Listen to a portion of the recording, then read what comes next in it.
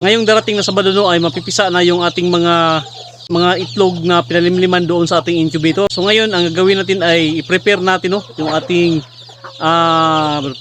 brooding pen na intended natin sa ating mga sisiw no. Ito na no yung ating brooding pen na gagamitin para sa ating mga sisiw na mapipisa sa incubator. So ngayon since may mga sisiw pa dito no ay kukunin natin ito, ilipat natin ito doon sa kabila.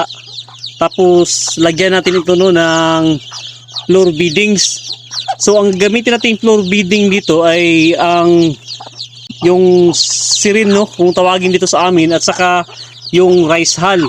Pero yung rice hull ay gawin nating carbonated no, dahil mas maganda pag carbonated kasi yung rice hull, dahil ang isa kasi no sa mga karakteristik ng carbonated rice hull no ay inaabsorb niya yung amoy ng ating mga iti ng manok, dahil ang iti ng manok ay consist yan no, ng ammonia.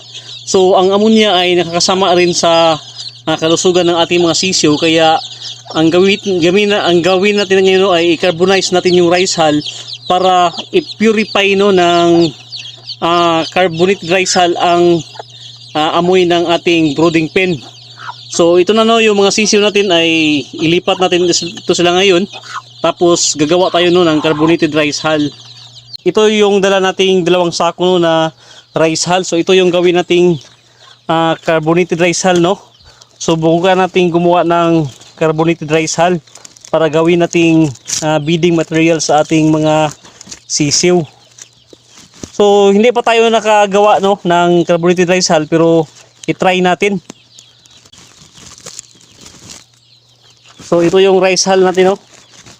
So since napakainit ngayon, gawin natin itong uling para mas maganda no sa kalusugan ng ating mga sisiw. So simulan na natin no.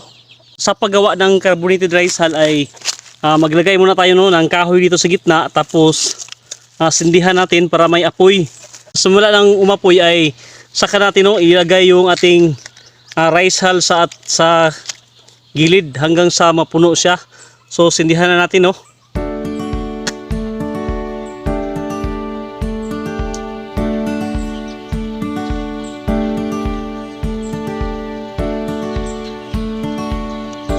So paapuyin muna natin no, hintayin muna natin na may mga lumaki yung apoy, saka natin no ilagay yung rice hull sa gilid.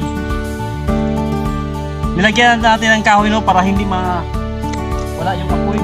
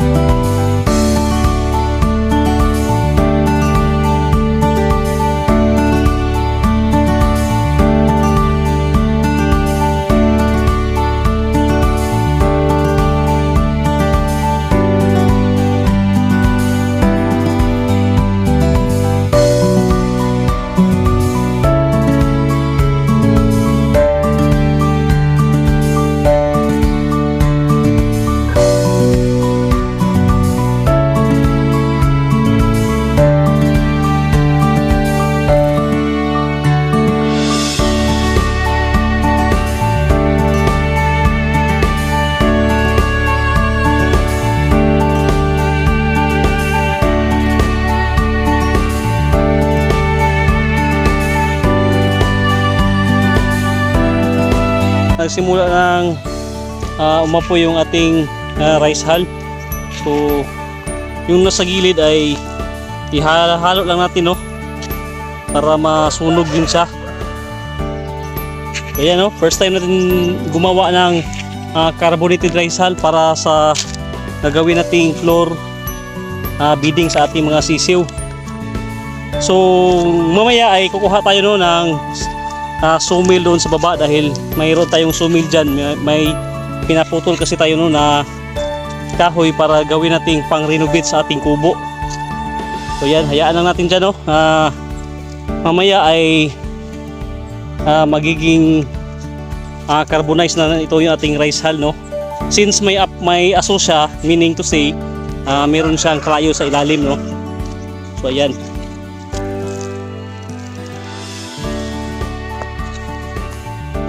Meron na rin tayo nakuha dito mga sirin, no, ng kahoy. So ang gawin natin ngayon ay ilagay natin ito dito sa ating breeding pen, no, para sa paglalagyan ng ating mga pipisang mga itlog this coming Saturday. So ilagay natin ito ngayon dito para yung rice hull natin, no, yung carbonated rice hull naman yung ilagay natin pagkatapos.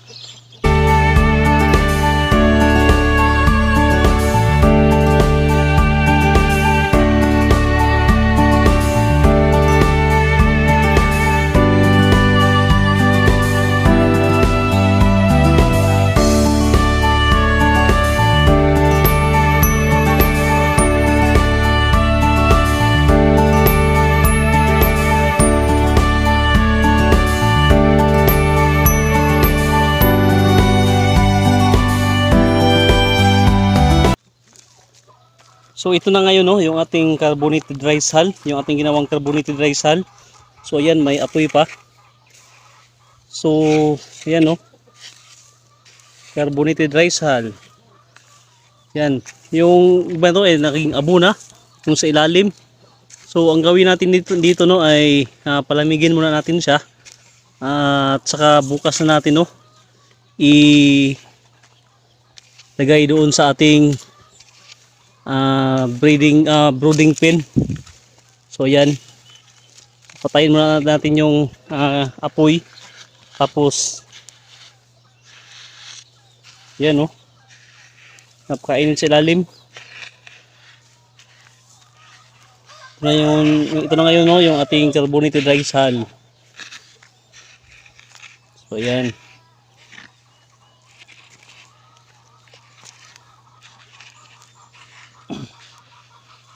So napakainit, no. Palamigin muna natin bago natin ilagay sa ating brooding pen dahil may kalayo pa siya, no, may apoy pa.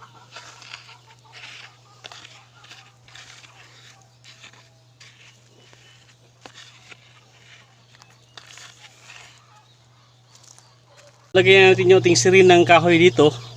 So ang ilagay naman natin dito ngayon ay yun namang ating ginawang carbonated rice hull, no. Ang purpose natin doon ay para absorb, no, ang amoy ng mga dumi ng ating mga sisiw dahil pag naiipon kasi, no, yung dumi ng mga sisiw ay nangangamoy yun.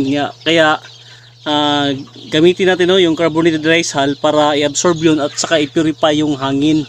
Ito na, no, yung ating carbonated rice hull at nakasiguro tayo dito, no, na wala na itong apoy dahil kahapon pa ito, kaya nakasiguro tayo wala ng apoy dahil ito malamig na. So kailangan naman natin, no, palamigin, baka may apoy pa yung ilalim at masusunog, no, yung kubo natin. So ito na, kukunin natin to sa dalawang sako, no, na rice hull natin, kaya ito na lang yung makukuha natin na carbonated rice hull.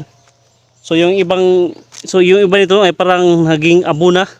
So okay lang yan. At least meron pa naman dito, no, na maitim pa siya. Sa dalawang sako, no, na rice hull yung ginawa natin, ito na lang, no, yung nakuha natin. So mga lagpas kalahating sako, no, yung nakuha natin sa ating carbonated rice hull. So sa susunod ay damihan natin, no, ng paggawa. First time kasi pa natin gumawa, no, kaya ito yung kinalabasan. So sa sunod, no, ay damihan na natin.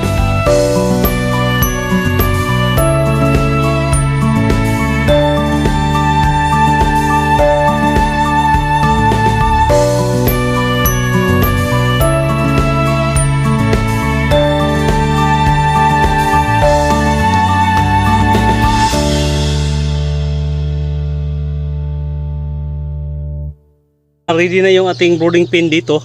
At ang kulang lang dito, no, ay yung pailaw natin. So sa Sabado na natin ito lagyan, no, ng pailaw pag mayroon ng sisiw. So ito na siya. Meron na tayong ilagay, no, na carbonated rice hull. So ayan. So ayan, no, hintay-hintay tayo ngayong Sabado para malaman natin, no, kung ilan ba yung percentage rate ng ating incubator, kung efficient ba ang performance ng ating incubator. So malalaman natin, no, ngayong Sabado.